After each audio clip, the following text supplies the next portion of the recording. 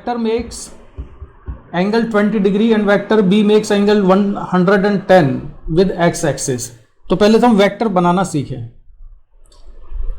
जैसे ये अगर हमने एक्सिस बना ली तो जो एक वेक्टर है वो कितना एंगल बना रहा है 20 डिग्री का, और एक बना रहा है कितना 110 डिग्री। तो 20 डिग्री किधर होगा, ये वेक्टर, ये जो एंगल है ये कितना है 20 डिग्री हो गया, और ये कौन सा वेक्टर हुआ, ये वेक्टर ए हो गया।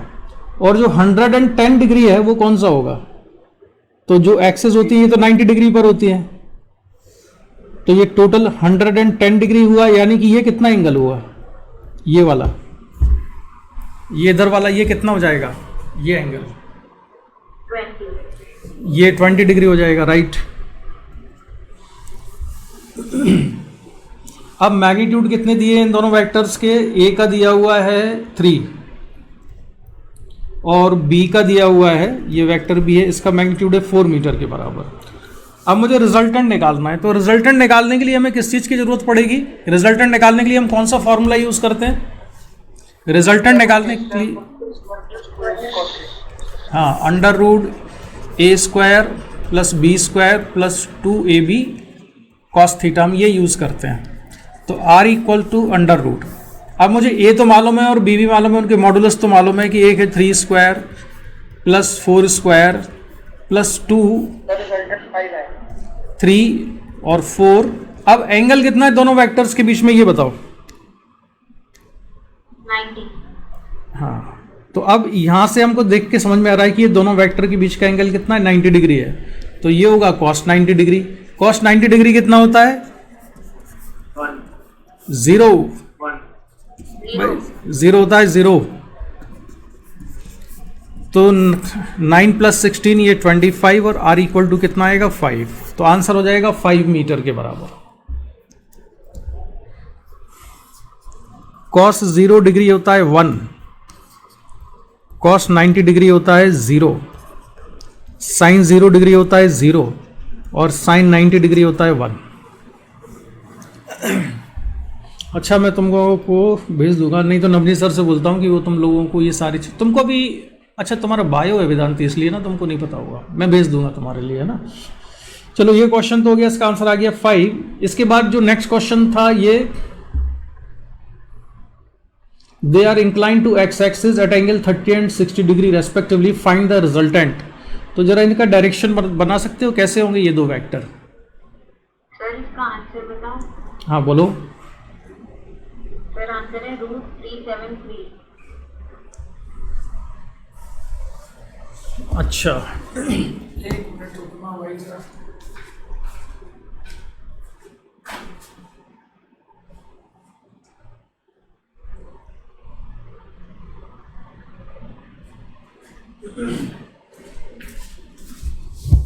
ठीक है, अभी देखता हूँ। अच्छा जरा मेरा वीडियो मुझे यहाँ से हटाना पड़ेगा, बैटरी लो हो गई है और बैटरी अभी चार्ज नहीं है, तो मैं इसको हटा देता हूँ, है ना, तो मैं दिखूंगा नहीं अभी तुमको।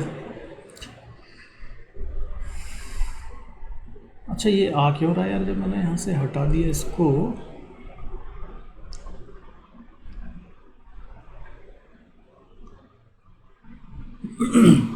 कि वेदांती क्या आंसर बताया तुमने।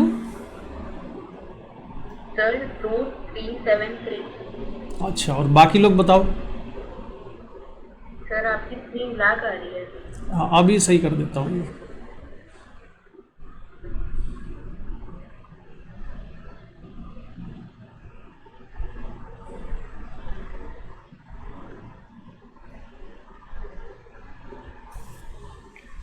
देवांश तुम्हारा क्या आंसर आया था।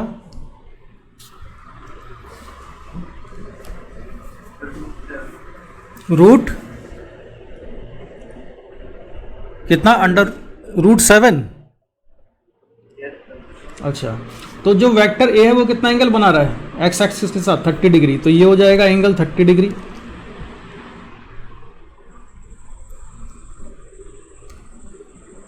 ये एंगल ये 30 डिग्री और ये हो गया 60 डिग्री। तो इन दोनों का आपस में एंगल कितना हुआ 30 डिग्री के बराबर, वेक्टर ए का और बी का।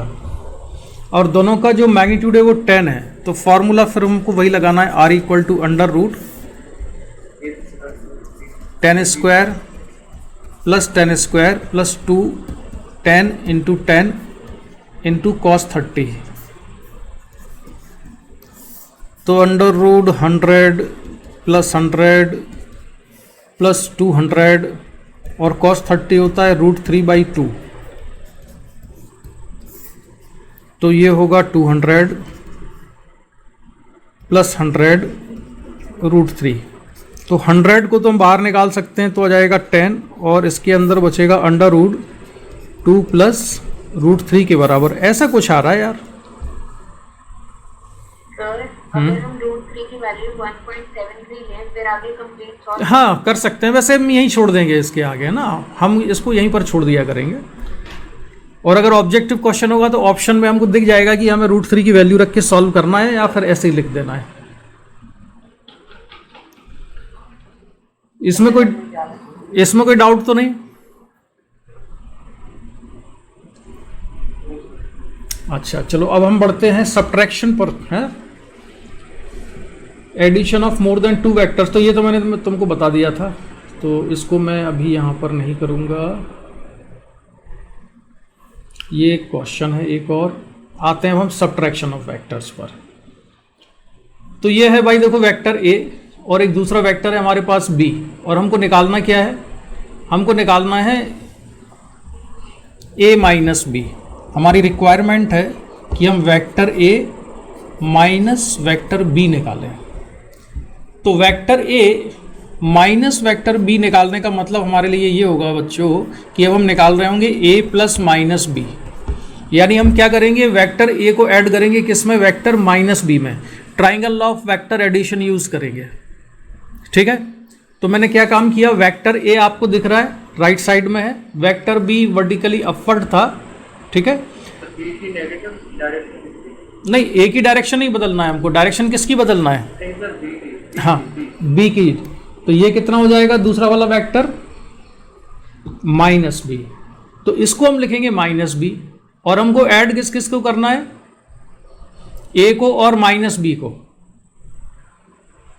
ठीक है। ए को और माइनस बी को ऐड करना है। तो ये तो हो गया वेक्टर ए, ये वेक्टर हो गया माइनस बी, और इन दोनों का सम करेंगे तो कौन सी साइड होगी? फर्स्ट वेक्टर का इनिशियल पॉइंट आएगा और सेकंड वेक्टर का टर्मिनल पॉइंट आएगा। अपोजिट ऑर्डर में लेते हैं ना ट्राइंगल ऑफ वेक्टर एडिशन में, ये होगा।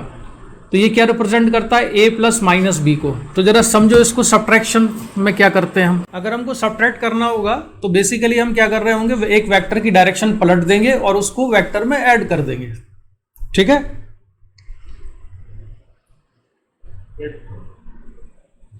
अच्छा ये है वेक्टर ए, ये है वेक्टर बी।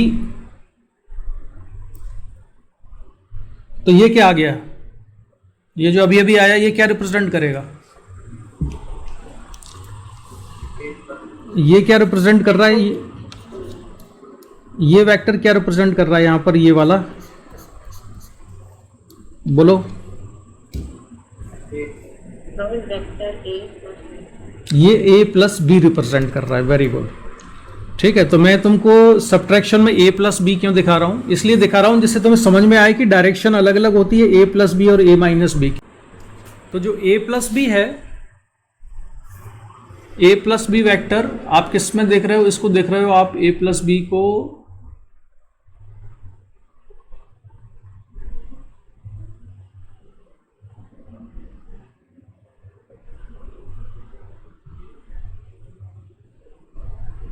एक मिनट जरा रुकना, ये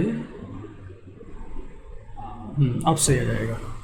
तो ये वाला जो देख रहे हो आप ब्लैक में ए प्लस बी, इसकी जो डायरेक्शन है वो डायरेक्शन नज़र आ रही है आपको यहाँ पर, ठीक है।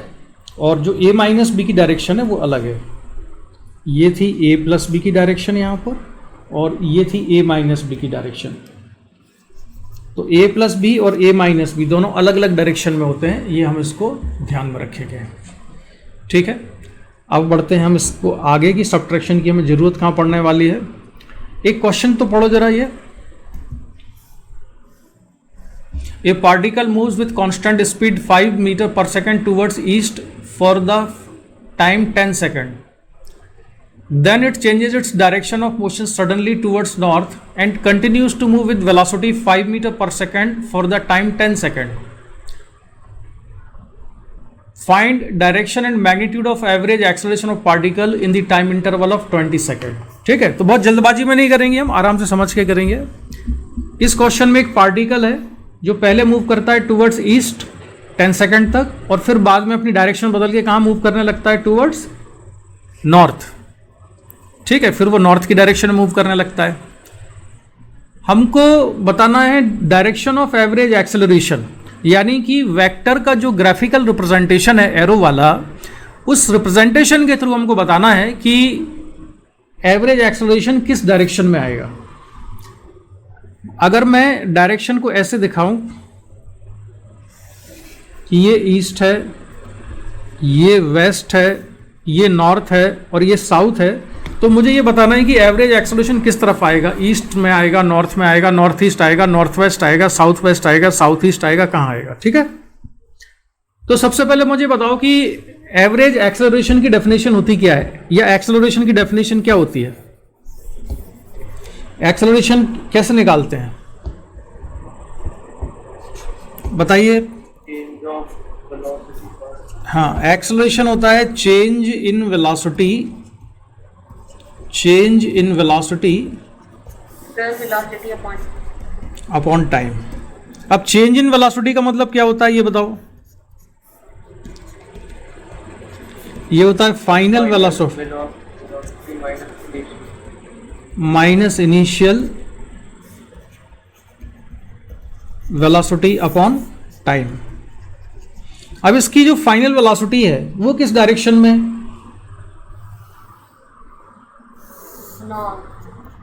ईस्ट, नॉर्थ, ये वेस्ट और ये साउथ. तो ये इनिशियली मूव कर रहा था टूवर्ड्स ईस्ट, तो यहाँ मूव कर रहा था इस डायरेक्शन में, तो इसको मैं लिख लेता हूँ, ये इसकी वेलोसिटी थी v1. इसके बाद फिर इसने डायरेक्शन चेंज की अपनी सडनली और फिर मूव करने लगा है नॉर्थ की तरफ, तो इसको मैं लिख लेता हूँ v2. इसमें v1 और v2 दोनों का मॉडुलस सेम है कि अलग अलग है.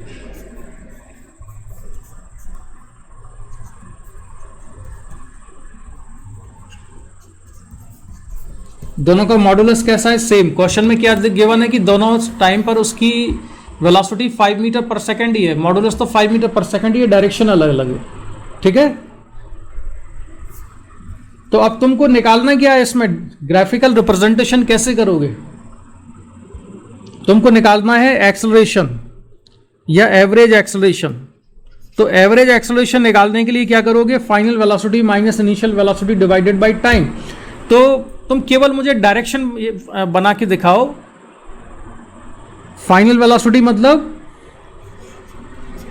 v2 और इनिशियल वेलोसिटी मतलब माइनस v1. ये वेक्टर किस डायरेक्शन में आएगा मुझे ग्राफ में बना के दिखाओ जरा कि किधर आ रहा है. ये v2 माइनस v1 की डायरेक्शन किधर आ रही है.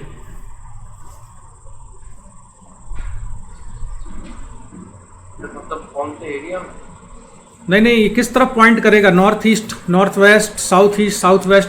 पहले तुम ये वेक्टर बनाओ जैसे मैंने पहले बनाया था, तो वो अपने आप आ जाएगा.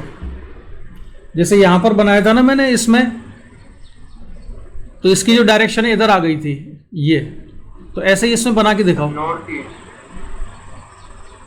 सभी लोग बनाओ जरा. South west. फिर मुझे पता चलेगा कि तुम्हें आया कितना समझ में. जो मैंने अभी सब्ट्रैक्शन बताया है वेक्टर का, वो सब्ट्रैक्शन तुम्हें समझ में आया या बस तुम वैसे ही हवा में तीर चला रहे हो.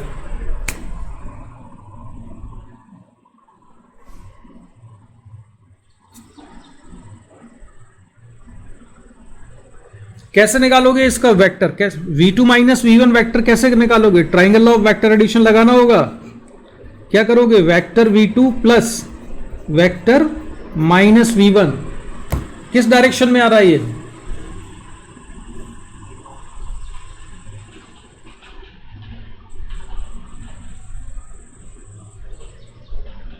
करो.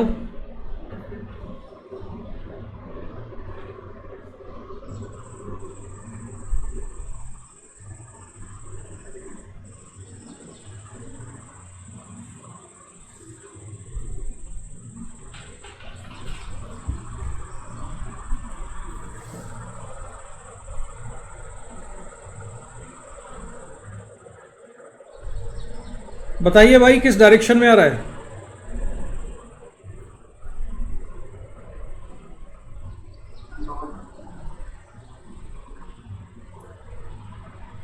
आवाज नहीं आई, जोर से बोलो।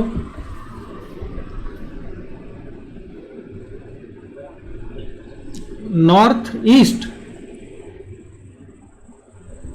आदिति, वेदांती तुम बताओ।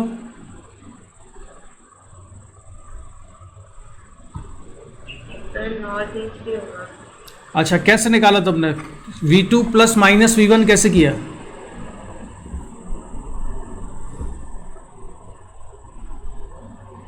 चलो एक काम करो, मुझे ना एक काम करो, चलो दूसरा काम करो। V2 प्लस V1 और V2 माइनस V1 दोनों की डायरेक्शन बताओ किधर आ रही है। एक बार बताओ V2 प्लस V1 किधर है, और दूसरी बार बताओ कि V2 माइनस V1 किधर है। ठीक है, ये दोनों दिखाओ। V2 प्लस V1 कहां पर है और V2 माइनस V1 कहां पर है?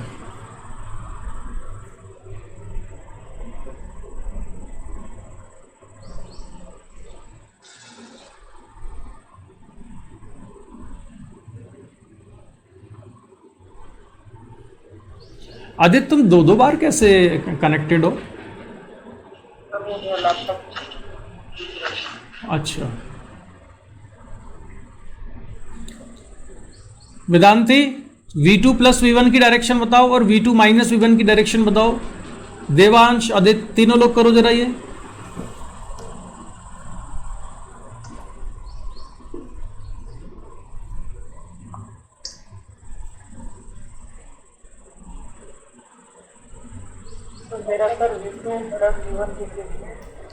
V2 प्लस V1 किस डायरेक्शन में आ रहा है? जो यार तुम्हारा माइक्रोफोन सही करो, आवाज नहीं आ रही है।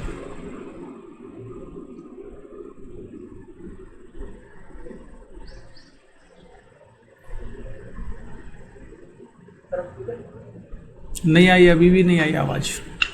वॉल्यूम बढ़ाओ वहां से। सर अब ठीक है? हाँ, अब आई आवाज। सर मेरा सर V2 प्लस V1 वाले केस में नॉर्थ ईस्ट की तरफ डायरेक्शन आ रही है। North east.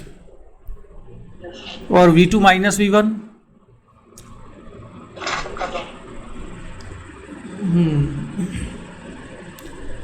आदित्य, तुम बताओ।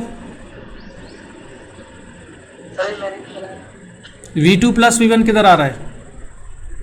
Sir north east. और V2 माइनस V1?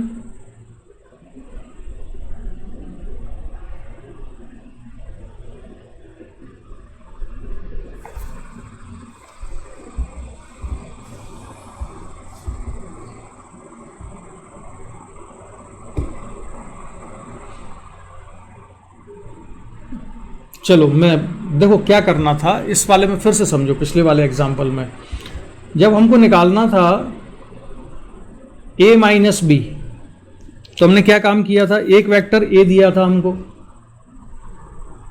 ठीक है, वेक्टर a था हमारे पास, वेक्टर b था हमारे पास।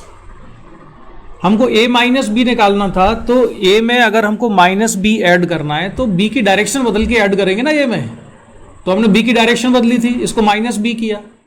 इसके बाद फिर क्या किया? वेक्टर a और फिर triangle law of vector addition लगाया और ये माइनस बी आया, और फिर ये a माइनस बी हुआ। जबकि a प्लस बी किया था, तो a प्लस बी में हमने b की डायरेक्शन थोड़े बदली थी, a और b को डायरेक्ट ऐड कर दिया था, तो इतना आ गया था, ये a प्लस बी के बराबर। इसी तरह से अब आप इसमें देखो, V2 प्लस V1 किधर आएगा और V2 माइनस V1 किधर आएगा?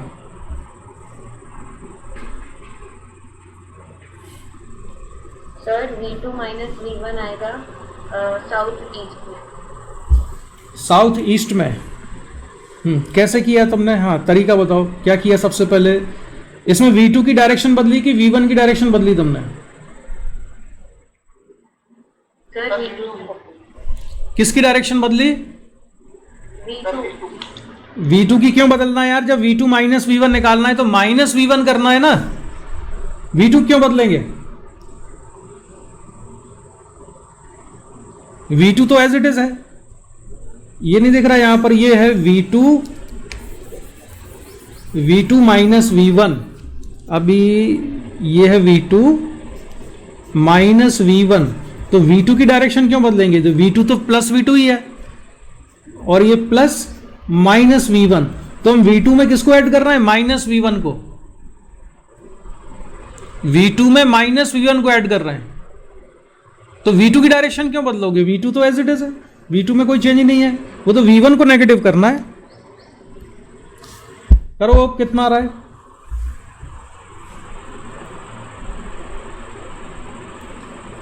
V1 किस डायरेक्शन में है? राइट साइड, तो माइनस V1 किधर आएगा? ये आएगा माइनस V1 आएगा लेफ्ट साइड में।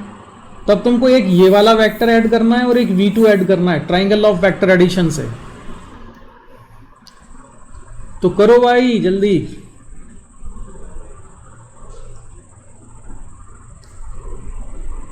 किधर आ रहा है?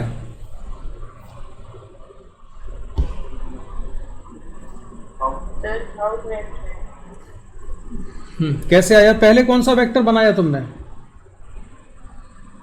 क्या सर?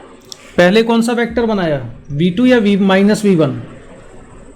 सर पहले नीचे माइनस V1 बनाया, फिर उसके ऊपर V2 करा, फिर उसके बाद आपने बोलते हैं जैसे एक डायरेक्शन में दो होते हैं, मतलब जैसे ये दोनों एक डायरेक्शन में, फिर उसके बाद थर्ड वाले को हमें ऑपोजिट डायरेक्शन में रखना होता है। ये है वेक्टर माइनस V1। V2 किधर बनाया? सर टेल पे। सर इसकी टेल पे। इधर, यहां? यस गलत। यस। ये कहाँ पढ़ाया था तुमको? क्या बताया है? सर हेड से हेड जो के रिजल्टेंट आए। एक वेक्टर जहां से खत्म होता है वहां से दूसरा स्टार्ट करते हैं। कॉन्जिक्यूटिव होने चाहिए ना। ये कॉन्जिक्यूटिव कहाँ लिए तुमने? जैसे ये वेक्टर हमने अगर माइनस V1 बनाया है तो ये यहां से स्टार्ट हुआ था, मान लो पॉइंट P से, और Q पे टर्मिनेट हुआ, तो कॉन्जिक्यूटिव अगर बनाना है तो फिर ये यहां से स्टार्ट होगा ना V2, और जो थर्ड साइड होगी वो ये वाली होगी। तो थर्ड साइड हम PR लेंगे कि RP लेंगे? बोलो, थर्ड साइड PR या RP? Sir PR। PR लेंगे। चलो अब करके दिखाओ जरा क्या होगा। दोबारा से अपने आप दिमाग लगा के करके दिखाओ, अदरवाइज मैं सॉल्व करता जाऊंगा, तुमको लगेगा कि हाँ सब कुछ बहुत बढ़िया चल रहा है, लेकिन मेरे सॉल्व करने से तुम्हें नहीं आएगा। तुम जब खुद परेशान होकर सॉल्व करोगे ना तब समझ में आएगा। तो थोड़ा परेशान हो जरा। V2 माइनस V1 बना के दिखाओ। पहले वेक्टर V2 बनाओ और फिर माइनस V1 बनाओ और फिर उसका रिजल्टेंट निकालो।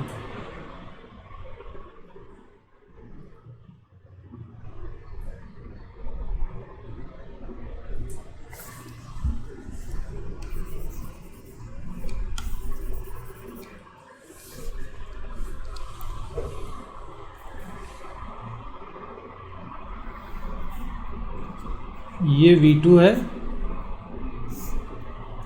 और ये V1 है, ठीक है।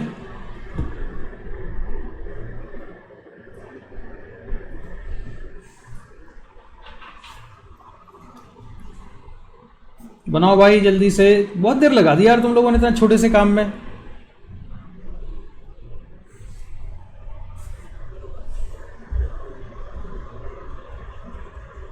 आया?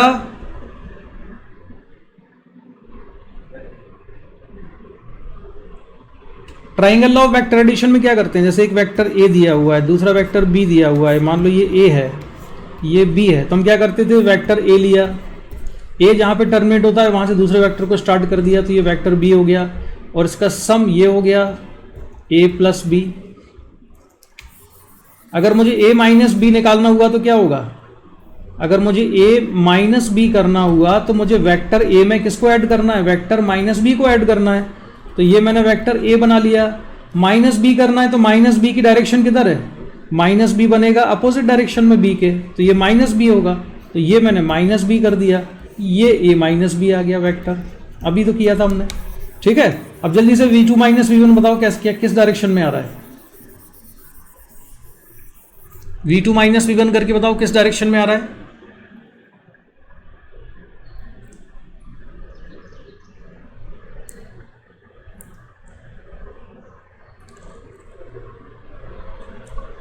देवांश किधर आ रहा है? किधर? North west. जोर से बोलो। अच्छा, अब वेदांती तुम बताओ। सर मुझे समझ नहीं आया। क्या चीज़ नहीं समझ में आई? सर कंफ्यूजन हो रही है कि हम किसका क्या निकाल रहे हैं। अच्छा चलो दोबारा इस पर आओ वापस, उसको छोड़ो, तुम इसमें बताओ। ये समझ में आया? ये दो वेक्टर हैं ए और बी, ये समझ में आ रहा है? Yes sir. निकालना क्या है हमको यहाँ पर? Vector A minus vector B. तो वेक्टर माइनस बी करना है ना हमको, तो बी की डायरेक्शन बदलनी पड़ेगी, यस सर। तब वो माइनस बी होगा। तो ये हमने इसकी डायरेक्शन को चेंज किया तो ये माइनस बी हुआ। अब हमको ऐड किस किस को करना है? एक ये वाला वेक्टर है और एक ये है। तुम एक काम करो, तुमको अगर समझ में नहीं आ रहा है तो मान लो कि माइनस बी इक्वल टू सी है। हम मान लेते हैं वेक्टर माइनस बी का मतलब क्या है? वेक्टर सी के बराबर है। तो तुमको कौन कौन से दो वेक्टर ऐड करने हैं? एक वेक्टर है ए और दूसरा वेक्टर है सी। हाँ, तो ए प्लस सी करोगे, कैसे से ऐड करेंगे इसको, ए प्लस सी को? ये ए हो गया, ये फर्स्ट पॉइंट, ये सेकंड इसका टर्मिनल पॉइंट, यहाँ पर सी वेक्टर बना दिया हमने ये, और ये क्या आ जाएगा? ए प्लस सी आ जाएगा यहाँ पर। ट्राइंगल ऑफ वेक्टर एडिशन से नहीं आया समझ में? आ गया सर। अच्छा, अब v1 वेक्टर का किधर था इसमें? v1 इधर है, और v2 वेक्टर किधर है उसमें? v2 इधर है। तो ये भी तो सिमिलर चीज ही है। तुमको क्या करना है? v2 माइनस v1 करना है। तो हमें v1 को उल्टा करना पड़ेगा। हाँ, तो v1 को उल्टा करना है, इतनी देर से जल्दी से उल्टा करो उसको और फिर ऐड करो। माइनस v1 किधर आएगा? ये v1 है तो ये क्या हुआ? Minus v1। तो अब तुमको किसको ऐड करना है? एक ये वाला वेक्टर हुआ, ये है माइनस v1। इस माइनस v1 को सपोज तुम v3 मान लो, वेक्टर v3। तो ये हो गया v3, और v2 किस डायरेक्शन में था? ये v2 था। तो v2 और v3 को ऐड करो, किधर आएगा? चलो हमने पलट दिया, v2 और v3 ऐड करो, ये दोनों कैसे ऐड करें? सर तो कैसे बताने की किस डायरेक्शन में आएगा? अरे उसका रिजल्टेंट है, तुम केवल ऐड करके बताओ कितना। ऐड तो कर लो केवल, फिर मैं अभी कुछ बनाऊंगा, है ना?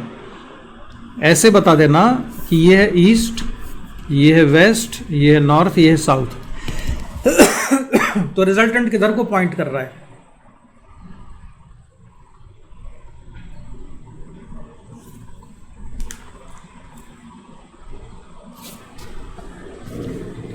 सर नॉर्थ की साइड। गलत। क्या सर?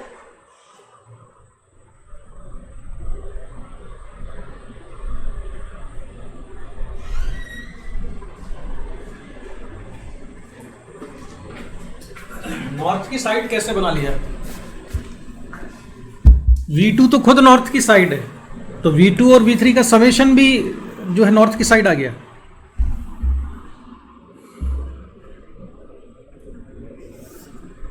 ये है वेक्टर v3।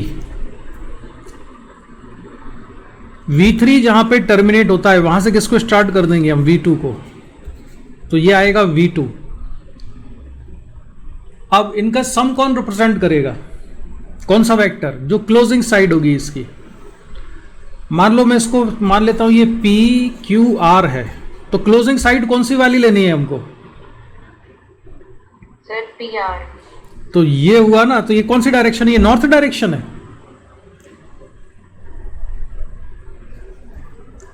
कौन सी डायरेक्शन कहलाएगी ये? Sir waste. वेस्ट इधर होती है, ये वेस्ट है, ये नॉर्थ है, तो ये कौन सी डायरेक्शन कहलाई? ये कहलाई नॉर्थ वेस्ट। ये डायरेक्शन इधर आ रही है, तो ये नॉर्थ वेस्ट हुआ। नहीं आया समझ में? चलो तो अब हम आते हैं इस पर वापस। इसमें बड़ा टाइम लग गया, लेकिन टाइम भले लगे लेकिन दिमाग में घुसना चाहिए चीज़ें। देखो इसमें सर एक, आपकी स्क्रीन में कितने हो रखी है? अच्छा ठीक है, अभी सही करते हैं इसको।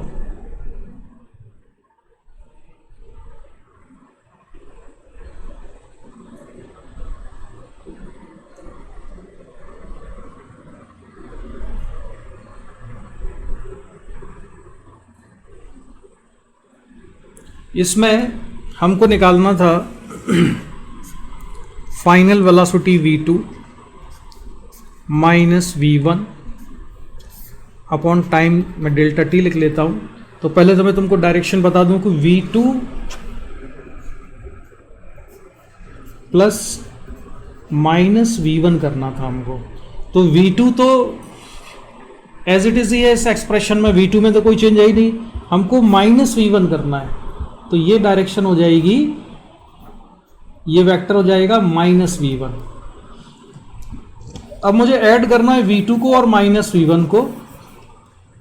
तो v2 वेक्टर जो था उसमें तो कोई चेंज था नहीं, तो ये तो हो गया v2, और माइनस v1 किधर आया था, ये आया था माइनस v1।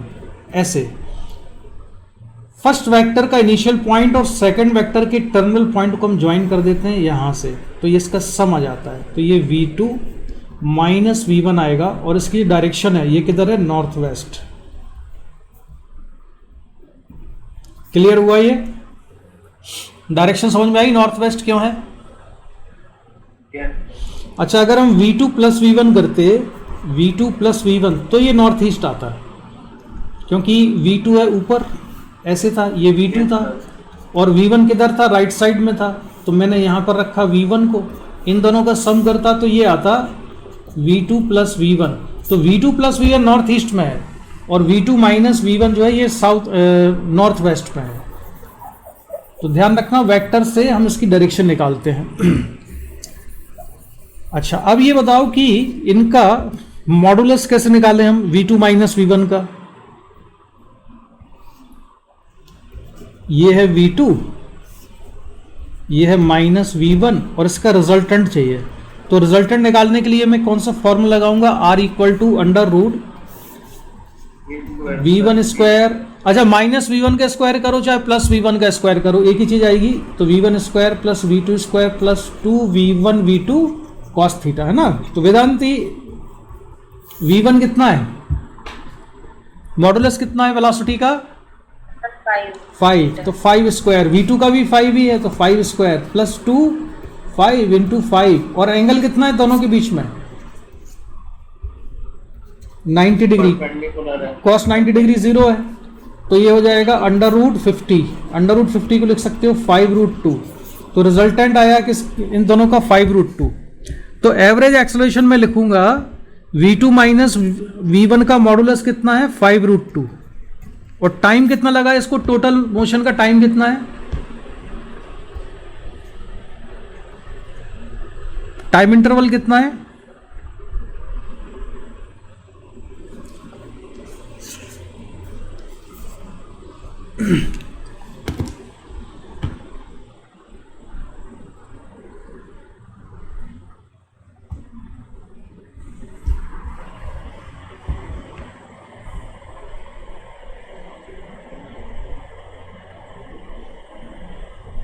टाइम इंटरवल कितना है,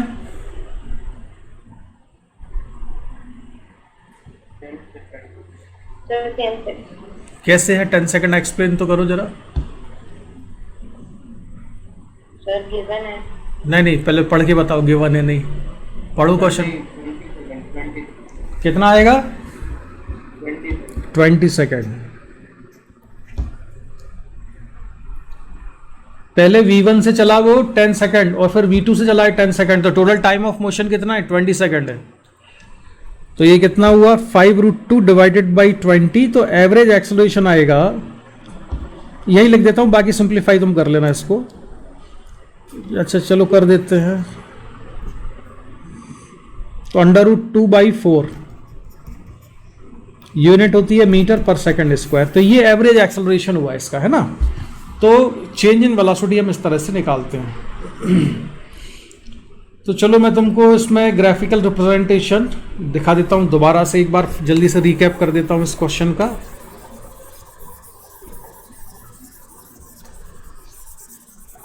वेदांती अब तुमको क्लियर हो गया कि नहीं V2 माइनस V1 कैसे निकाला था? सर हो गया। देखो उसमें triangle law of vector addition में क्या करते हैं, दो कॉन्जिक्यूटिव वेक्टर लेते हैं। तो कॉन्जिक्यूटिव में क्या होता है, एक वेक्टर जहां से खत्म होता है वहां से दूसरा स्टार्ट होता है, और फिर उन दोनों का सम कौन रिप्रेजेंट करता है, वो तीसरा वेक्टर रिप्रेजेंट करता है, थर्ड वेक्टर। और थर्ड वेक्टर होता है फर्स्ट वेक्टर का इनिशियल पॉइंट और सेकंड वेक्टर का टर्मिनल पॉइंट ज्वाइन कर देते हैं। और अगर मैंने बहुत जल्दी जल्दी बोल दिया तो मैं तुमको एक बार फिर अभी बना के दिखा देता हूं। जैसे कि ये वेक्टर हो गया A, एक वेक्टर हो गया B, इसका सम रिप्रेजेंट करना है ना, तो हम वेक्टर A बना लिया मान लो। तो वेक्टर A का ये टर्मिनल पॉइंट है, यहाँ से B को स्टार्ट करना है, तो मैं B को स्टार्ट करूंगा। और ये फर्स्ट वेक्टर का इनिशियल पॉइंट है, ये सेकंड वेक्टर का टर्मिनल पॉइंट है, इनको ज्वाइन कर दिया तो ये A प्लस B हो गया। बस इतना से ही काम होता है। अब मैं जल्दी से इस वाले क्वेश्चन को रिकैप कर देता हूं, बस तुम देखते जाना है इसको।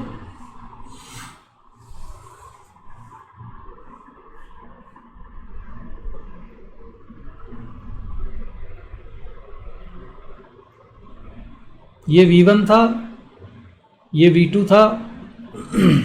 अब हमको निकालना क्या है, V2 माइनस V1 निकालना है, तो उसको हम लिखेंगे V2 प्लस माइनस V1, और मैंने डायरेक्शन पलट दी तो ये हो गया माइनस V1। ठीक है, V2 राइट साइड में था, माइनस V1 लेफ्ट साइड में आ जाएगा। और अब हम इसको ऐड कर देंगे, ये V2 एज इट इज रहेगा, यहाँ पे मैंने माइनस V1 को लिखा, और ये आ गया V2 माइनस V1। आ गया समझ में? और डायरेक्शन किधर आ रही है, ये नॉर्थ वेस्ट। North west. अच्छा चलो अब जरा ये क्वेश्चन सॉल्व करो। अभी ये तुमसे सॉल्व होगा नहीं, लेकिन मैं चाहता हूं कि तुम थोड़ा अपने आप ट्राई करो, फिर मैं बताऊंगा। If angle between vector A and B is theta, what is the angle between vector A and minus B? इसको डायग्राम बना के तुम सॉल्व करने की कोशिश करो जरा।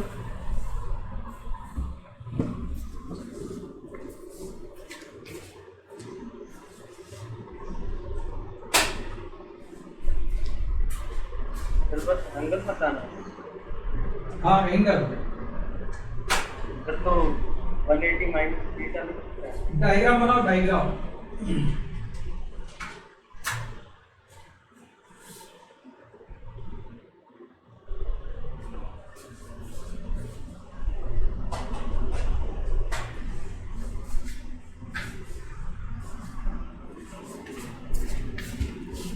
इसका ना डायग्राम बना के देखो एक बार, है ना, जल्दबाजी में ना करके अपन डायग्राम बना के समझते हैं।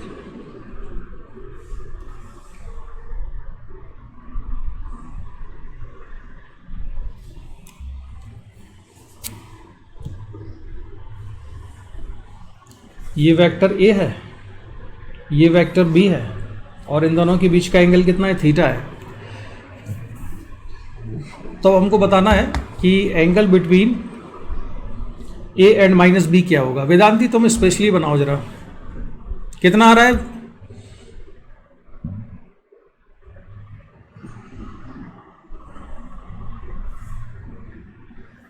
देवांश तुमने आंसर दिया था ना अभी, कितना आया था आंसर? 180 माइनस। हाँ राइट, करेक्ट आंसर तुम्हारा। आदित्य तुम बताओ, तुम भी बनाओ जल्दी। अरे भाई जो B है उसको माइनस B कर लो ना, पलट दो उसको, डायरेक्शन बदल दो उसकी। वेदांती इधर देखो, ये लो, ये माइनस B हो गया, काम खत्म, इतना सा, ये आंसर आ गया 180 माइनस थीटा। आया समझ में?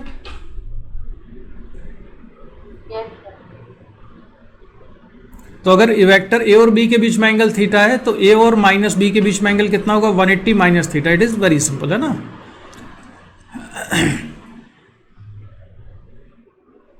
अच्छा, ये मैंने तुम्हें इसलिए बताया है कि हमने दो वेक्टर के रिजल्टेंट का A प्लस B का फॉर्मूला हमने पढ़ा था।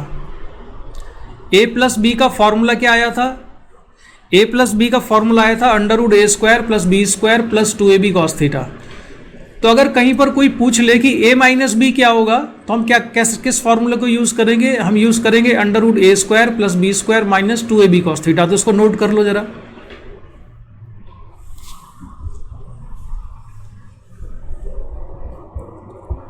देखो मैं क्या बता रहा हूं कि if angle between vector A and B is theta, तो अगर मुझे modulus of A plus B निकालना हुआ तो मैं लिखूंगा under root A square plus B square plus 2ab cos theta. और अगर मुझे निकालना हुआ ए माइनस बी तो ये हो जाएगा under root A square plus B square minus 2ab cos theta. ठीक है। अच्छा, कोई मुझे बता सकता है कि ये फॉर्मूला आ कैसे गया? ये कहाँ से आया? ये वाला फॉर्मूला ये उसी से आया जो ऊपर वाला है। किसी को क्लिक कर रहा हो तो बताओ। ये वाला जो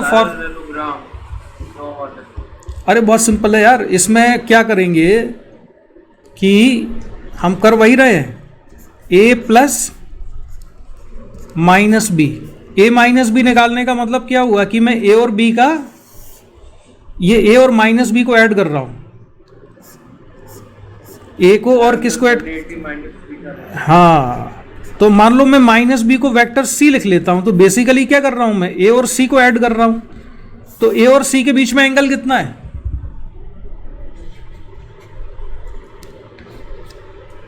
वेक्टर ए और वेक्टर सी के बीच में एंगल कितना होगा?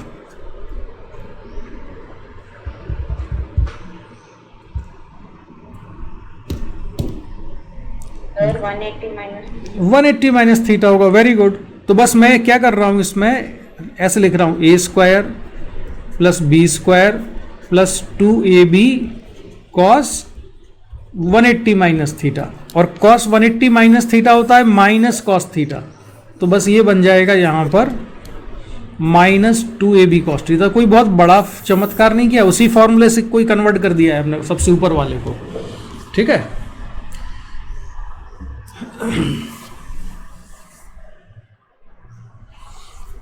अच्छा, ट्रिग्नोमेट्री तुम लोगों को थोड़ी बहुत आती है क्या? अभी पढ़ाया सर ने? नहीं पढ़ाए तो थोड़ा ट्राई करो इसको, फिर मैं बताता हूं। If angle between two vectors of equal magnitude p is theta, the magnitude of difference of vectors is. दो वेक्टर हैं, उनका मैग्नीट्यूड कैसा है? इक्वल है। दोनों का मैग्नीट्यूड कितना है? p और p के बराबर है। उनके बीच का एंगल कितना है? थीटा है। The magnitude of difference of vectors,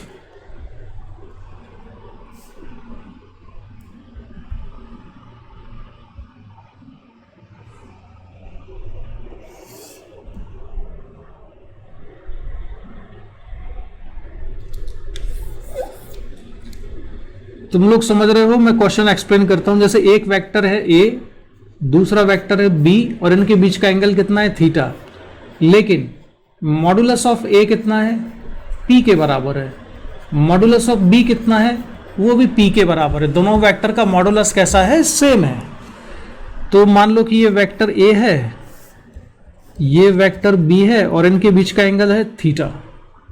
ठीक है।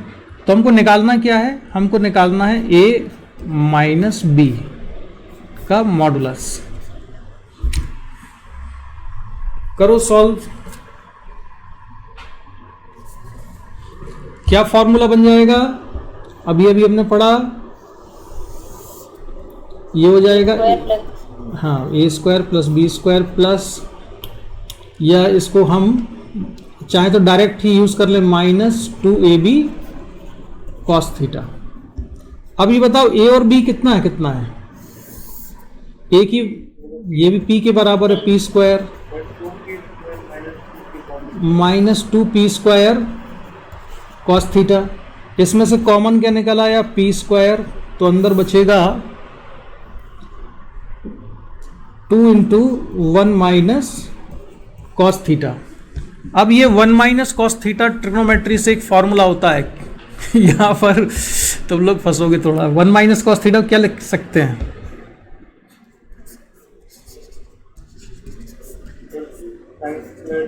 To cos square theta by 2 होता है। ये 1 माइनस कॉस थीटा होता है 2 cos square theta by 2।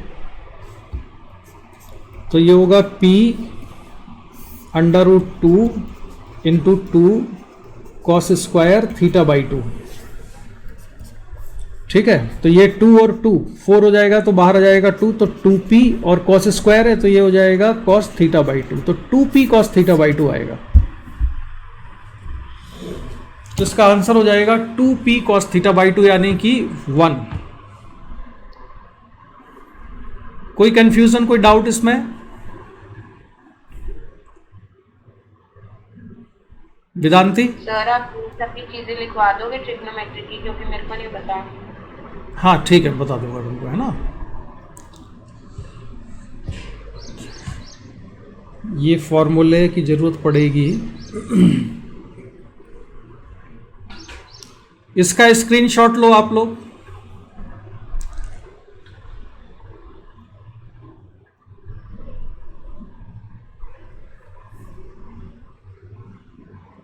Sir ले लिया। ठीक है, तो ये सॉल्व करना है और मैं इसको एक ये क्वेश्चन सॉल्व करना है तुमको। इसका स्क्रीनशॉट ले लो। 3 vectors of equal magnitudes are forming a equilateral triangle, find resultant of 3 vectors. चलो इसको तुम यही सॉल्व करो। ये इनका रिजल्टेंट कितना आएगा ये बताना है।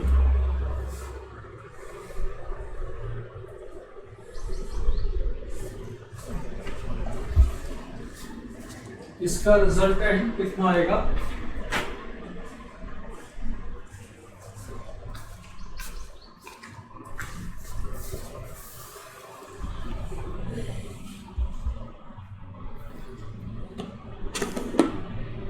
Triangle law of vector addition लगाओ।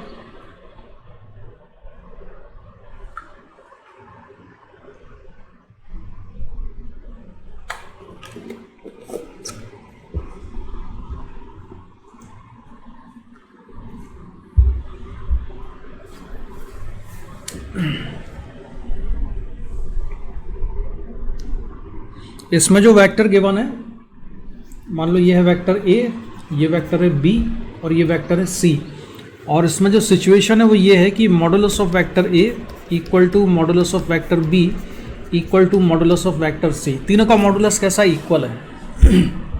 ठीक है, अच्छा अब मुझे एक चीज़ और बता ना। मान लो मैं इसको लिखता हूँ पी क्यू आर, तो इसमें पी क्यू और क्यू आर दोनों कॉन्जिक्यूटिव मान सकते हैं क्या हम?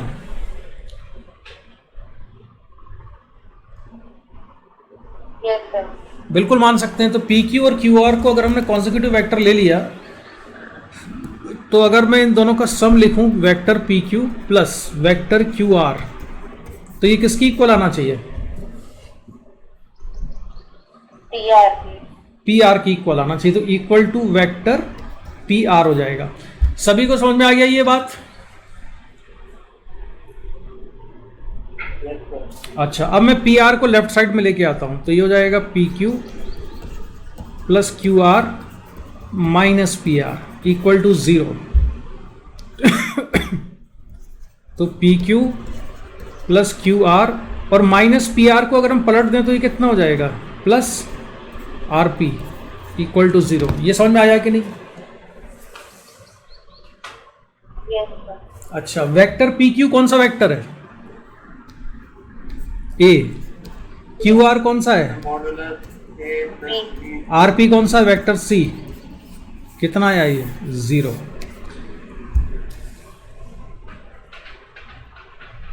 तो vector A plus vector B plus vector C equal to 0। तो हमें एक चीज याद रखना कि अगर कहीं ऐसा बन जाए कि ये वेक्टर ए है, जहां पे ए खत्म होता है वहां से दूसरा वेक्टर शुरू हो रहा है बी, यहां से तीसरा शुरू हो गया सी, फिर यहां पे शुरू हो गया डी, ये सारे कॉन्जिक्यूटिव हैं कि नहीं जो मैं भी ले रहा हूं?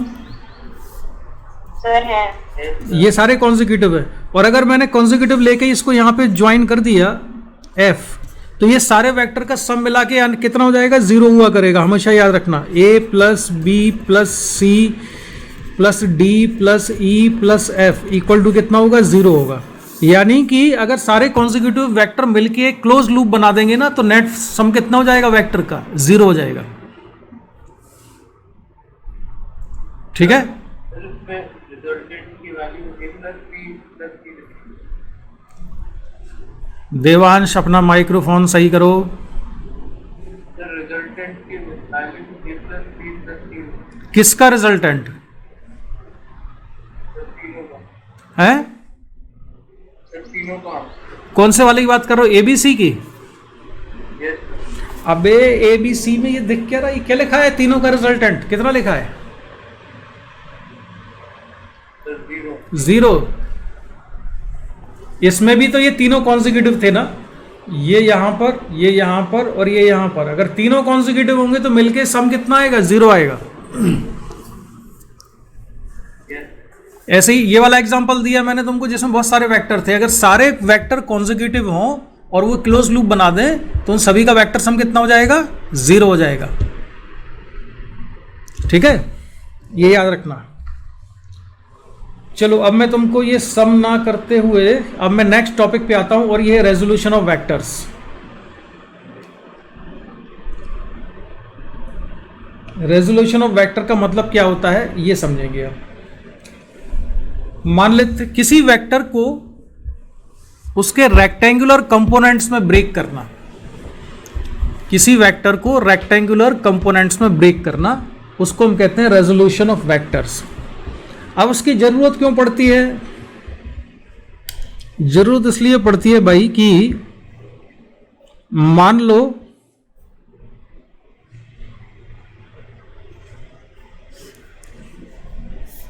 कि हाँ बोलो। एक बार जो अभी आपने स्टेटमेंट बोली थी वो एक बार रिपीट कर दो। अभी 1 मिनट बताता बेटा, रुको जरा। पहले तो ये बताओ ये क्या चीज है? कार। हाँ ठीक है, चलो मतलब मैंने बना ली कार टाइप की चीज। ये कार है और ये खराब हो गई है, ठीक है, और इसको क्या है, धक्का देना है कार को जिससे कि ये राइट आगे की तरफ मूव करे। तो पीछे भाई एक आदमी खड़ा हुआ और उसने धक्का दिया और पीछे से जो फोर्स लगाया, मान लो उसने 10 न्यूटन का फोर्स लगाया। तो जो 10 न्यूटन का फोर्स लगाया है उसने कार पर, ये सारा का सारा फोर्स कार को धक्का देने का काम आ रहा है कि नहीं?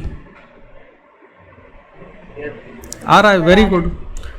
अब एक आदमी को और बुलाया गया कि भाई कार को धक्का दो, तो उसने क्या काम किया, इस पे जो फोर्स लगाया कार पे वो ऐसे लगाया 10 न्यूटन का फोर्स। तो उसने कार पे 10 न्यूटन का फोर्स लगाया, तो ये सारा का सारा 10 न्यूटन का फोर्स कार को पुश करने के काम नहीं आ रहा है। समझ में आया? Yes sir. जैसे कार को अगर पुश करना है या किसी बॉक्स को पुश करना है हमको ऐसे, तो हम ग्राउंड पे उसको ऐसे पुश करते हैं और कोई ऐसे पुश करने लगे। अगर ऐसे पुश करेंगे तो जो फोर्स है उसका एक हिस्सा तो नीचे चला जाएगा, ग्राउंड पे को पुश करेगा, और एक हिस्सा बॉडी को पुश करेगा। तो हम यही देखना चाहते हैं वेक्टर को रिजॉल्व करके, उसको कंपोनेंट में ब्रेक करके, कि उस किसी वेक्टर का कितना हिस्सा किसी पर्टिकुलर डायरेक्शन में है और कितना हिस्सा उसके परपेंडिकुलर डायरेक्शन में है। यानी कि जैसे ये 10 न्यूटन मैंने बनाया था कार को पुश करने वाला, तो इसका एक हिस्सा तो इधर कहीं होगा, इसको मैं मान लेता हूं Fx, और एक हिस्सा है इधर Fy। तो ये जो फोर्स है 10 न्यूटन, उसका एक हिस्सा Fx जो है ये तो कार को धक्का देने का काम आएगा, लेकिन इसका जो दूसरा हिस्सा Fy वो कार को धक्का देने का काम नहीं आ रहा है, ठीक है, वो तो एक तरह से कार को लिफ्ट करने की कोशिश कर रहा है। तो रेजोल्यूशन ऑफ वेक्टर का मतलब क्या है कि वेक्टर को कंपोनेंट में ब्रेक करके हम ये पता करने की कोशिश करते हैं कि उस वेक्टर का कितना पोर्शन किसी पर्टिकुलर डायरेक्शन में है और कितना पोर्शन उसकी परपेंडिकुलर डायरेक्शन में है। तो वेक्टर को रिजॉल्व करते हैं हम कैसी डायरेक्शन में? म्यूचुअली परपेंडिकुलर डायरेक्शन में रिजॉल्व करते हैं। रिजॉल्व करने का मतलब उसको कंपोनेंट्स में ब्रेक कर देते हैं, ठीक है। तो उसको मैं वन स्टेप बाय स्टेप तुमको एक्सप्लेन करता हूं। जैसे कि मैं थोड़ा गायब हो जाऊं, जरा गायब हो जाऊं या इधर हो जाऊं, चलो यहां शिफ्ट हो जाता हूं। जैसे कि यहां पर आप डायग्राम में देख रहे हो कि एक एक्स एक्सिस बना ली मैंने, यहां पर ये एक्स एक्सिस है, ये वाई एक्सिस है, ठीक है। और सपोज मैं एक वेक्टर आर बनाता हूं यहां पर। अब ये जो वेक्टर आर है ये स्टार्ट कहां से हुआ? ऑरिजिन से, ठीक है। ये कहां से स्टार्ट किया है मैंने इसको, वेक्टर को ऑरिजिन से स्टार्ट किया, और ये कहाँ तक गया है, यहाँ तक गया है। तो ये वेक्टर आर ना तो पूरी तरह से एक्स एक्सिस की डायरेक्शन में, ना ही पूरी तरह से वाई एक्सिस की डायरेक्शन में है। इतना समझ में आ रहा है? Yes sir. तो मुझे अब ये देखना है कि इस वेक्टर का कितना contribution along the X axis है और कितना कंट्रीब्यूशन इसका अलोंग द वाई एक्सिस है। तो जो एक्स एक्सिस के अलोंग इसका कंट्रीब्यूशन आएगा उसको कहेंगे हम component of vector along the X axis. The component which we get along the Y axis is called component of vector along the Y axis. तो उसको हम कंट्रीब्यूशन कैसे देखते हैं? कंट्रीब्यूशन देखने के लिए मैंने वेक्टर का जो हेड था वहां से एक परपेंडिकुलर ड्रॉ किया एक्स एक्सिस पर। तो ये एक्स एक्सिस पे परपेंडिकुलर कहां पे टच कर रहा है, दिखा था आपको। इसको मैं मान लेता हूं कि ये ओरिजिन को हम जनरली ओ से रिप्रेजेंट करते हैं, ये ओ। इस पॉइंट को मान लिया मैंने पी, इसको मान लिया एम और इसको मान लिया एन। ठीक है। So M is the foot of the perpendicular on the X axis, N is foot of the perpendicular on the Y axis. मान लेते हैं कि ये वेक्टर एक्स एक्सिस से कितना एंगल बना रहा था, थीटा। एक्स एक्सिस से ये थीटा एंगल बना रहा था। तो जो पी एम है, या सॉरी जो ओ एम लिख लेता हूं पहले मैं, जो ओ एम है ये कहलाता है कंपोनेंट ऑफ वेक्टर आर, या इसको ओपी भी लिख सकते हो, अलोंग एक्स एक्सिस। और जो ओ एन है ये कहलाता है component of vector are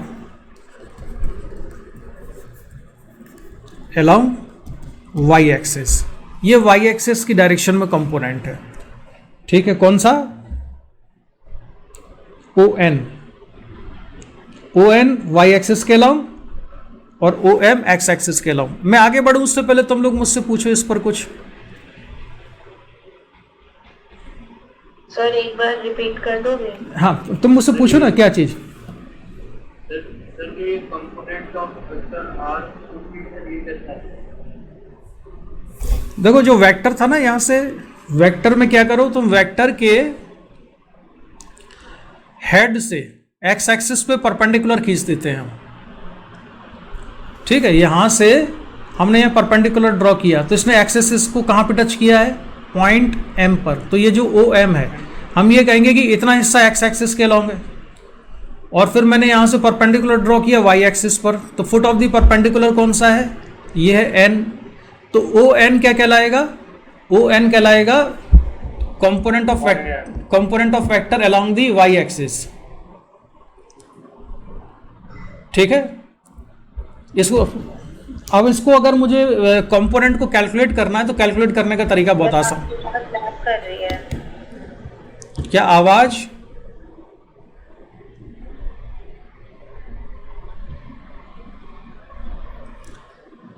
Vedanti क्या कर रही हो? सर आपकी आवाज लैग कर रही है। नहीं तो तुम्हारे एंड पे होना चाहिए यार, यहां से तो नहीं हो रही है गड़बड़। सर आ रही है।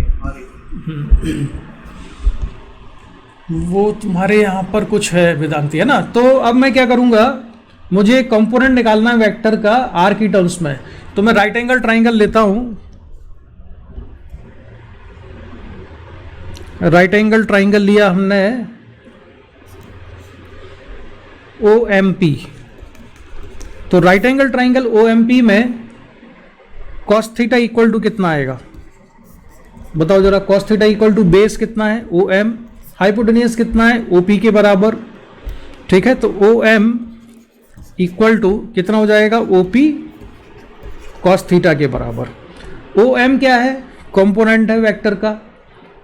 ये आर का कंपोनेंट है ना, किस डायरेक्शन में, एक्स डायरेक्शन में। तो इसको हम सिंबल में ऐसे यूज कर लेते हैं, R X. O P vector कितना था, आर था। तो ये हो जाएगा आर कॉस थीटा। तो R X equal to R cos theta, ये एक्स कंपोनेंट आ गया। कैलकुलेशन करने में इतना लंबा चौड़ा नहीं करना होगा, वो तो हम डायरेक्ट किया करेंगे। मैं तुम्हें बताऊंगा कि कैसे करेंगे हम डायरेक्ट कैलकुलेशन। पहले ये बताओ, इतना समझ में आ गया यहाँ पर? अच्छा, इसी तरह से अगर मुझे कंपोनेंट निकालना हो आर वाई, तो मैं फिर क्या लूंगा इसी ट्राइंगल में साइन थीटा। तो साइन थीटा इक्वल टू कितना हो जाएगा? Sine theta equal to perpendicular P M upon OP. और पी एम को कितना लिखा जा सकता है? ओ एन के बराबर लिख सकते हैं।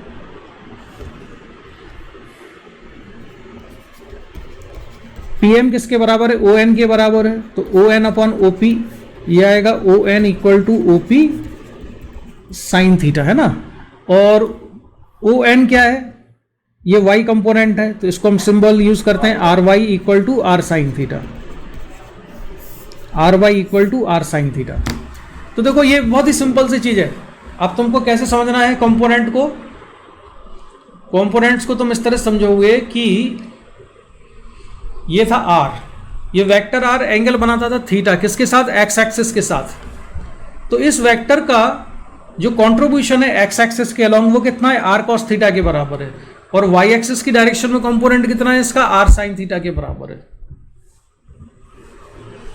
ठीक है, और एग्जांपल से तुमको समझाता हूं। अभी तुमको फील नहीं आया इस चीज का, मैं फील कराता हूं अभी तुम्हें कि हम ये कंपोनेंट निकाल क्यों रहे हैं। तो फील लेने के लिए ये देखो कि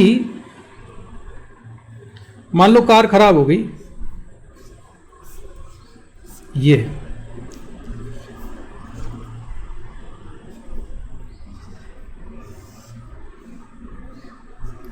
और एक आदमी ने कार को धक्का दिया और कितना फोर्स लगाया? 10 न्यूटन का फोर्स लगाया उसने कार में। ठीक है, कितना फोर्स लगाया उसने? 10 न्यूटन। अच्छा देवांश तुम अकेले बचे हो, बाकी सब लोग गायब हो गए।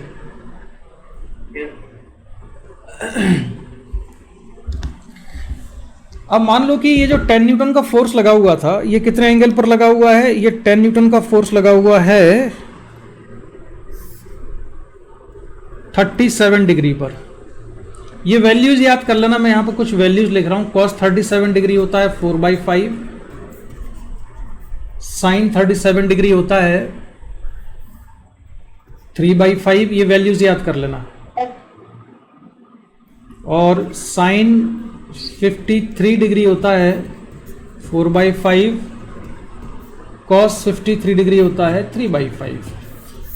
तो मैं तुम उसका फील देने की कोशिश कर रहा हूं कि जैसे ये कार है, इस पर 10 न्यूटन का फोर्स लगा दिया एक आदमी ने, और ये एंगल कितना बना रहा है हॉरिजॉन्टल के साथ या एक्स एक्सिस के साथ? कितना एंगल बना रहा है ये फोर्स? 37 डिग्री का एंगल बना रहा है। तो अब मुझे निकालना है कि इस फोर्स का कितना कंपोनेंट कार को पुश करने के काम आ रहा है। तो जो एक्स डायरेक्शन में है आर एक्स, अभी हमने उसको क्या पढ़ा था? आर कॉस थीटा पढ़ा था। तो आर यानी कि 10 और कॉस 37 डिग्री, तो 10 और cos 37 कितना है? 4/5, तो ये आ जाएगा 8 न्यूटन के बराबर। और अगर मैं y कंपोनेंट निकालूं तो वो आएगा r sin थीटा, यानी 10 sin 37 यानी कि 10 3/5, ये आएगा 6 न्यूटन। यानी कि ये जो फोर्स है 10 न्यूटन का, इस 10 न्यूटन का जो कंपोनेंट है इस डायरेक्शन में ये है 8 न्यूटन, और जो इस डायरेक्शन में है ये 6 न्यूटन है। यानी कि कार को पुश करने के लिए यूजफुल फोर्स है वो केवल 8 न्यूटन है। ये इसका मीनिंग होता है कंपोनेंट का। और जो 6 न्यूटन है वो तो कार को ऊपर पुश कर रहा है। समझ में आया कंपोनेंट करने का मतलब? प्रैक्टिकली हम कंपोनेंट करते क्यों हैं, ये समझ में आ रहा है? जो वेक्टर है, हम ये देखने की कोशिश करते हैं कि वेक्टर का कितना कंट्रीब्यूशन किस डायरेक्शन में है। वेदांती समझ में आई बात तुमको? ये सर मुझे नहीं आई क्योंकि मेरा नेट लॉस हो गया था, तो आप एक बार ये सारा टॉपिक रिवाइज फिर से करवा सकते हो? हाँ देखते जाओ। यहाँ पर अभी ये तो तुमने देख लिया था ना इतना? नो सर, इसमें भी बहुत ज़्यादा आपकी आवाज़ लैग कर रही थी। अच्छा चलो, मैं तुमको ना इसका रिकॉर्डिंग तुमको शेयर कर लूँगा। अब देखो दोबारा से मैं इसको एक्सप्लेन करता हूँ। ये तो हो गया देखो डेरिवेशन टाइप की चीज़ जो मैं तुमको करा रहा था, लेकिन ये हमको ना डेरिवेशन वगैरह करने नहीं है एग्जाम में। ये कोई डेरिवेशन वगैरह आने वाले हैं नहीं। कंपोनेंट कैसे करते हैं, क्या करते हैं। अब मैं तुमको बहुत सिंपल सा तरीका बताता हूँ जो कि तुमको आगे क्वेश्चन सॉल्व करने के लिए इस्तेमाल में लेके आना है। मान लो ये है एक्स एक्सिस, ये है वाई एक्सिस, एक फोर्स है 10 न्यूटन का और ये एंगल बना है, मान लेते हैं 30 डिग्री है, तो इस फोर्स का कंपोनेंट एक्स डायरेक्शन में कितना आएगा?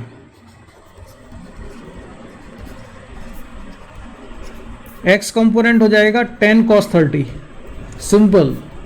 और cos 30 कितना होता है? √3/2 होता है, तो ये हो जाएगा 5√3 के बराबर। y कंपोनेंट कितना आएगा? y कंपोनेंट होगा 10 sin 30 और ये होगा 10 1/2 यानी कि 5 न्यूटन के बराबर। अब इसमें मुझसे क्वेश्चन पूछो जरा तुम लोग। सर आपकी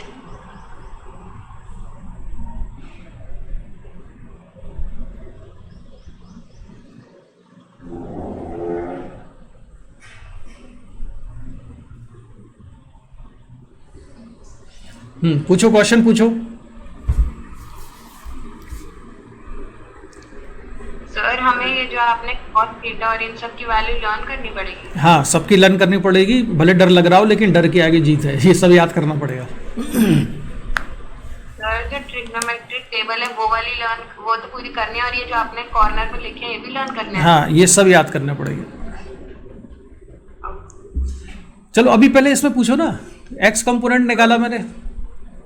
सर इसका जैसे सर एक्स कंपोनेंट 5 दिए तो सर इसे 5√3 आई कैप ये ना, सुनो सुनो बेटा, तुम लिख सकते हैं ये एक्स कंपोनेंट का ना मॉडुलस है, वाई कंपोनेंट का हमने मॉडुलस लिखा हुआ है। अगर मुझे वेक्टर में लिखना होगा तो मैं इसको ऐसे लिखूंगा 5√3 आई कैप 5 जे कैप, ठीक है। एक्स डायरेक्शन में था ये कंपोनेंट, तो 5√3 आई कैप कर देंगे, 5 जे कैप कर देंगे। अब ध्यान से सुनना, मैं सबसे इंपॉर्टेंट चीज बताने जा रहा हूं कंपोनेंट की। मान लो कि ये जो वेक्टर है आर, ये एंगल बनाता है अल्फा, लेकिन ये अल्फा किसके साथ बनाया है इसने? वाई एक्सिस के साथ। तो इसका जो एक्स कंपोनेंट आएगा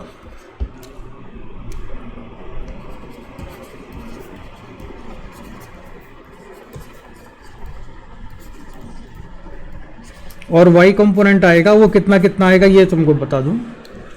तुम ये चीज याद रखोगे कि वेक्टर जिस डायरेक्शन के साथ एंगल बनाता है उस डायरेक्शन के अलोंग कंपोनेंट मिलता है कॉस से मल्टीप्लाई करके, और उसके परपेंडिकुलर मिलता है साइन से मल्टीप्लाई करके। मतलब ये है कि जो वेक्टर आर है इसने अल्फा एंगल किससे बनाया है? एक्स से या वाई से?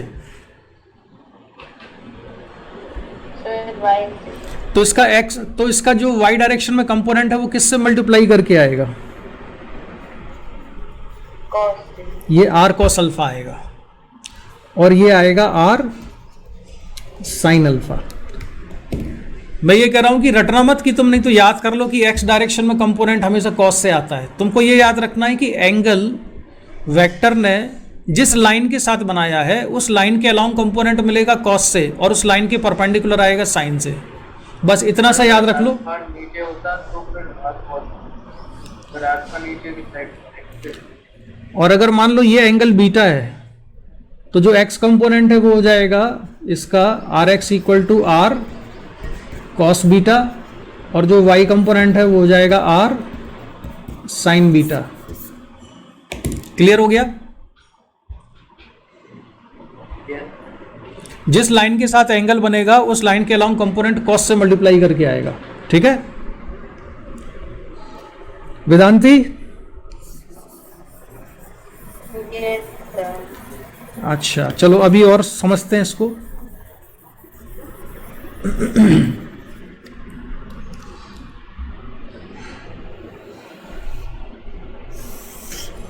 ये बना लिया मैंने एक वेक्टर, ये वेक्टर है 10 न्यूटन का, ठीक है।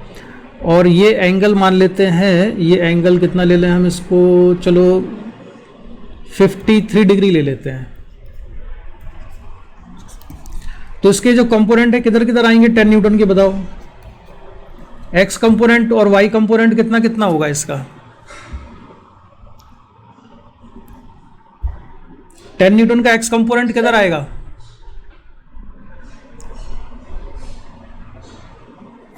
इसका मतलब ये हुआ, पता नहीं है।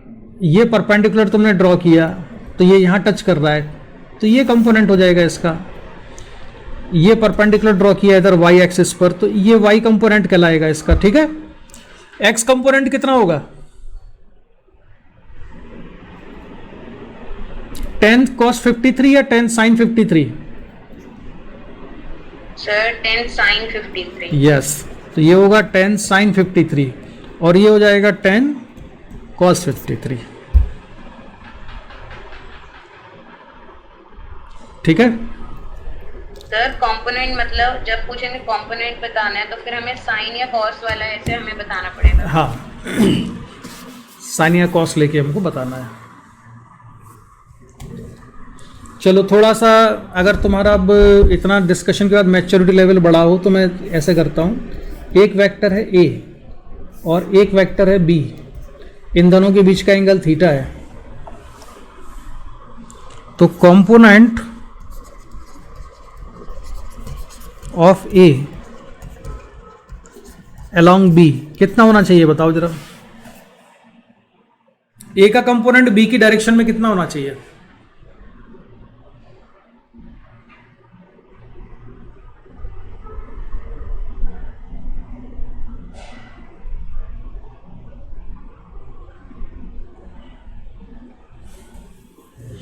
ए का कंपोनेंट बी के लॉन्ग में कितना हो जाएगा? ए कॉस थीटा हो जाएगा, सिंपल।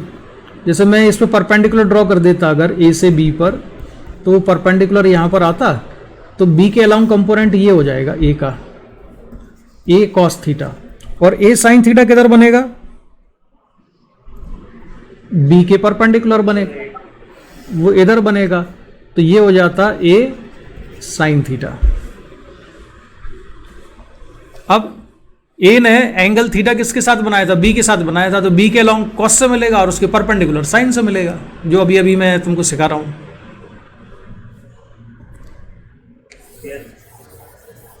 ठीक है, चलो अब इनकी जरूरत कहां पड़ेगी? तुमको लग रहा होगा कि यार ये तो सब हवा में कर रहे हैं, इनकी जरूरत कहां पर पड़ेगी? तो मैं एक आध क्वेश्चन ढूंढता हूं। चलो ढूंढता नहीं हूं मैं, इसी में बना देता हूं। मान लेते हैं कि एक इंक्लाइन प्लेन है,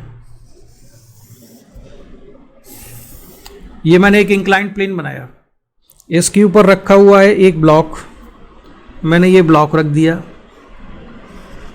ठीक है। इस ब्लॉक का मास है m, ये एंगल हम मान लेते हैं थीटा के बराबर है। तो इस ब्लॉक पर कौन कौन से फोर्सेस लग रहे होंगे ये बताओ जरा।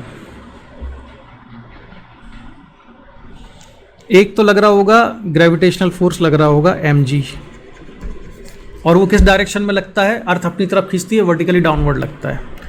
इस ब्लॉक पर एक फोर्स लग रहा होगा जो इंक्लाइन प्लेन ने लगाया होगा, इसको कहते हैं हम नॉर्मल रिएक्शन। ये मैं लॉज ऑफ मोशन में पढ़ाऊंगा, अभी बस तुम इतना याद रखो कि इस पर ये फोर्स लग रहा है, एक नॉर्मल लग रहा है और एक mg लग रहा है, ठीक है। इतना समझ में आ गया? दो फोर्स लग रहे हैं। अब क्या करते हैं कि इस नॉर्मल रिएक्शन को अगर मैं थोड़ा आगे की तरफ बढ़ा दूं तो मुझे बताओ ये एंगल कितना है? थीटा की टर्म्स में ये एंगल बताओ जरा कितना आएगा? थीटा आएगा 90 माइनस थीटा आएगा, कितना होगा ये एंगल?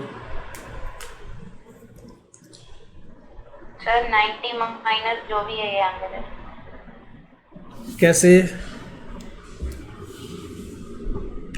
ये थीटा है तो ये कितना है?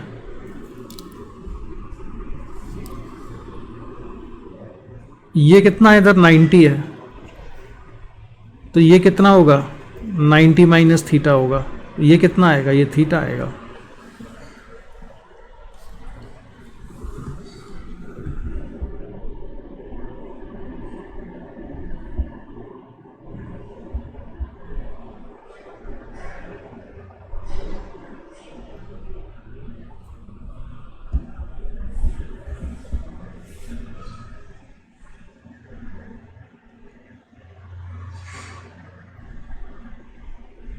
ये एंगल कितना आएगा? थीटा आएगा। ये समझ में आ रहा है थीटा आएगा कि नहीं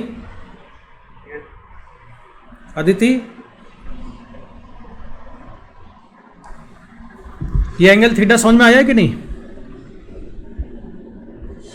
अदिति नहीं, ये क्या नाम है? वेदांती। यस तो ये एंगल थीटा होगा। अब मुझे ये बताओ, कंपोनेंट ऑफ एम जी करके बताओ मुझे, component of M G. Sir हमें किस एंगल को कंसिडर करना है अभी?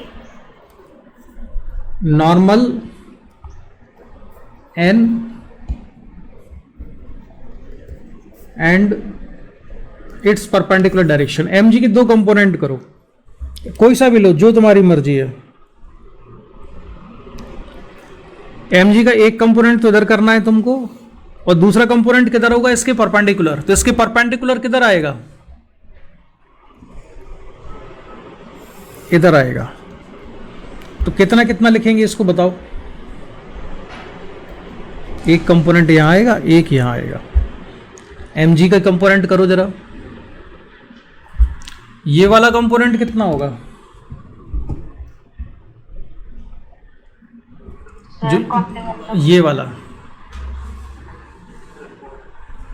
ये कंपोनेंट कितना है?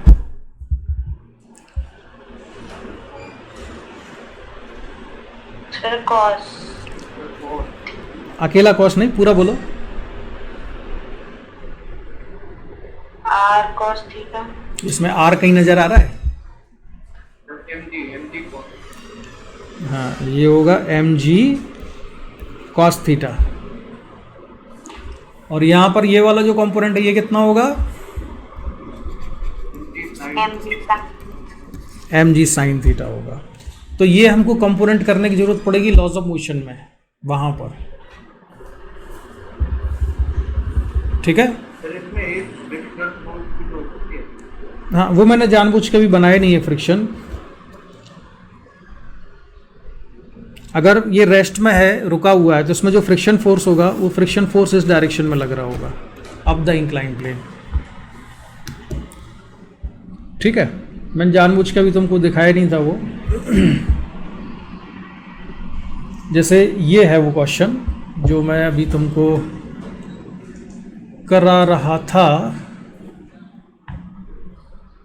ये इंक्लाइन प्लेन है और ये एंगल थीटा है और इस पर एक ब्लॉक रखा हुआ है। हमको एक्सिस कौन सी वाली लेनी है? कौन सी एक्सिस लेनी है? एक्स और वाई एक्सिस कौन सी वाली लेंगे हम? ये वाली। ये लेंगे हम वाई एक्सिस और इसको बनाऊंगा मैं एक्स एक्सिस। ठीक है? ये एक्स एक्सिस है और ये वाई एक्सिस है। अगर इस तरह की सिचुएशन है इसमें,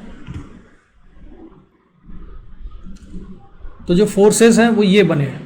कौन कौन से फोर्सेस बनाएंगे हम इसमें? एक होगा इंक्लाइन प्लेन से जो लगता है नॉर्मल रिएक्शन, ये नॉर्मल रिएक्शन हो जाएगा, ये एम जी हो जाएगा और ये फ्रिक्शन हो जाएगा। ये वाई एक्सिस है, ये एक्स एक्सिस है। तो अगर हम सारे फोर्सेस को रिजॉल्व करें एक्स और वाई एक्सिस में, तो normal reaction already Y axis में, इसको रिजॉल्व करने की जरूरत नहीं है। Friction already negative X axis में, से रिजॉल्व करने की जरूरत नहीं है। लेकिन एम जी को रिजॉल्व करने की जरूरत पड़ेगी हमें। तो हम उसको रिजॉल्व करने के लिए क्या करेंगे? ये एंगल देखेंगे, ये एंगल आएगा थीटा। तो एम जी का कंपोनेंट यहाँ पर आएगा एम जी कॉस थीटा और यहाँ पर आ जाएगा एम जी साइन थीटा। ये कंपोनेंट होंगे M G cos theta, M G sine theta. तो धीरे धीरे तुम इसमें कंफर्टेबल फील करने लगोगे थोड़े टाइम के बाद। तो हम आते हैं अब जरा वापस इस पर। अब एक चीज और देखो, रेजोल्यूशन तुमको और सिंपल लगने लगेगा। अभी कंपोनेंट ऑफ वेक्टर तुमको जो है और इजी लगेंगे। हम करेंगे क्या आगे से?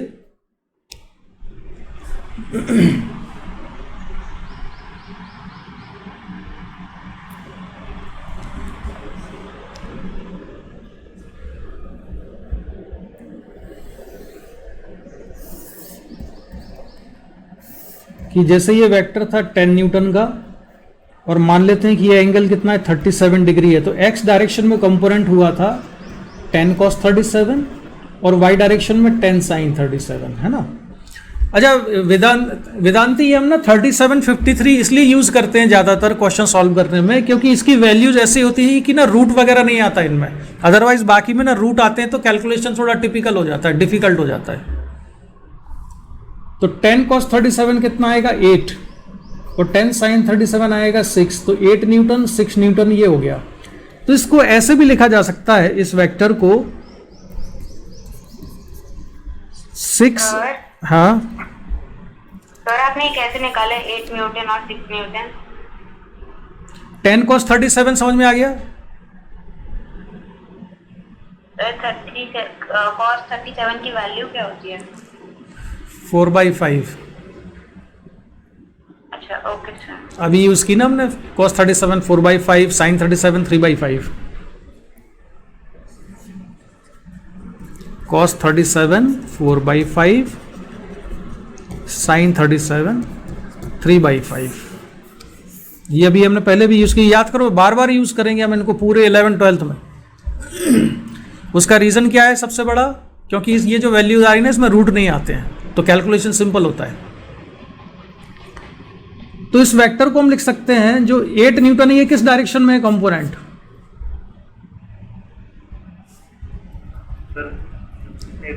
ये पॉजिटिव एक्स डायरेक्शन में है, तो इसको हम लिखेंगे 8i कैप। 6 न्यूटन किस डायरेक्शन में है? ये 6 न्यूटन इधर है, ये था 8 न्यूटन, तो इसको हम लिखेंगे +6 जी कैप के बराबर। तो जो 10 न्यूटन है उसको ऐसे भी लिखा जा सकता है 8i कैप +6 जी कैप, 8i कैप +6 जे कैप भी लिखा जा सकता है।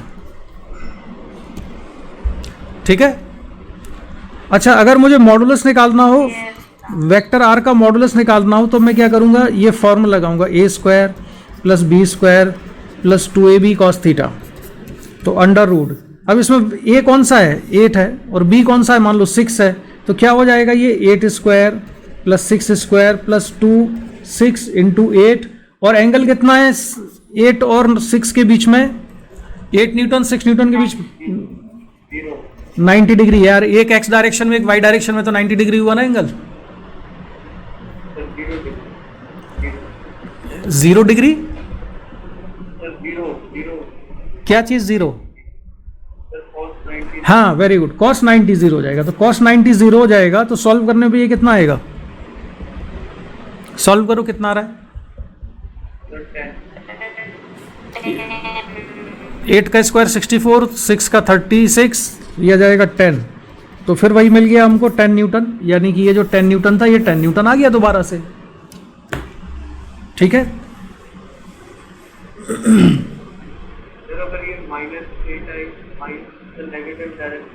हाँ नेगेटिव भी हो सकते हैं, धीरे धीरे सब समझ में आने लगेगा तुमको। बहुत सिंपल है, इतना सिंपल है कि एग्जाम में आने की संभावना बहुत कम है।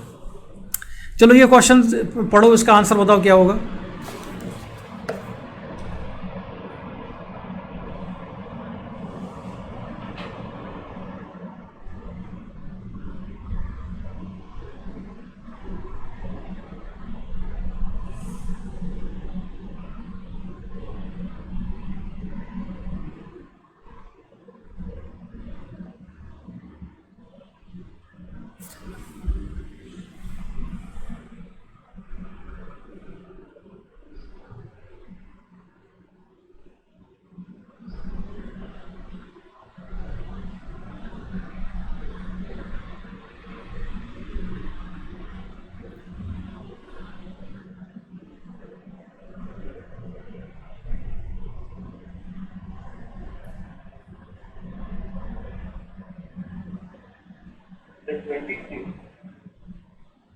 वेदांती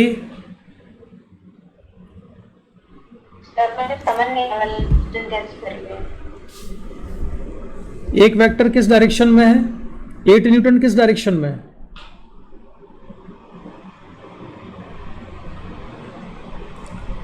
एट न्यूटन जो वेक्टर है वो किस डायरेक्शन में दिया है क्वेश्चन में? वेदांती बोलो। हॉरिजॉन्टल। और दूसरा वेक्टर कैसा है? 50 न्यूटन वर्टिकल है। दोनों वेक्टर म्यूचुअली परपेंडिकुलर हैं, इसलिए रिजल्टेंट निकालने के लिए बड़ा सिंपल सा फॉर्मूला जो हम ऑलरेडी पढ़ चुके हैं वो लगाना है। √a² + b² + 2ab cos theta. यहाँ पर दो वेक्टर हैं, इनके बीच का एंगल 90 डिग्री है, तो cos 90 डिग्री 0 हो जाएगा, तो इसलिए बचेगा only under root A square plus B square. तो सिंपल सा सोल्यूशन है, इन दोनों वेक्टर का स्क्वायर करो, ऐड करो और अंडर रूट निकालो and you will get the answer.